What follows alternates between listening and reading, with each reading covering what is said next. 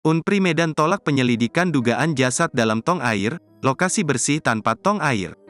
Anggota Polrestabes Medan sempat dihalangi oleh pihak Universitas Prima Indonesia, Unpri Medan, Sumatera Utara, saat mencoba menyelidiki informasi terkait penemuan 2 mayat di bak air yang berada di lantai 9 kampus tersebut.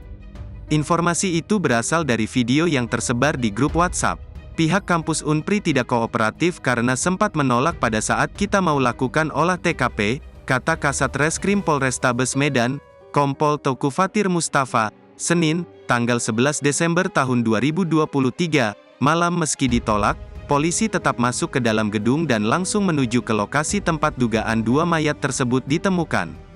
Namun, lantai 9 gedung sudah dibersihkan, termasuk tidak ada lagi terlihat bak air tempat diduga jenazah berada.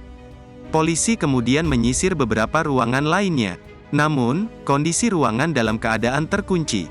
Sementara, Humas Unpri Medan, Devi Marlin ketika diwawancarai, enggan memberikan komentar terkait penemuan jenazah di kampus itu. Sama orang legal saja, ya, ucapnya. Kuasa hukum Unpri, Herman Brahmana, membenarkan bahwa polisi datang ke lokasi untuk menyelidiki soal dugaan penemuan mayat. Namun, pihak kampus belum mengizinkan petugas lantaran beberapa prosedur yang harus dilengkapi. Iya, memang benar polisi datang terkait video itu. Cuma saya minta harus sesuai prosedur. Prosedurnya itu izin dari Ketua Pengadilan Negeri Medan, kata Herman. Saat ditanyakan terkait 2 jenazah di kampus Unpri, Herman mengaku tidak mengetahuinya. Saya juga enggak tahu, Bapak, polisi itu yang nunjukkan tadi, ujar Herman.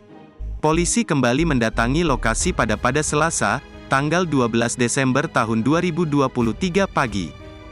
Download Tribun X sekarang, menghadirkan lokal menjadi Indonesia.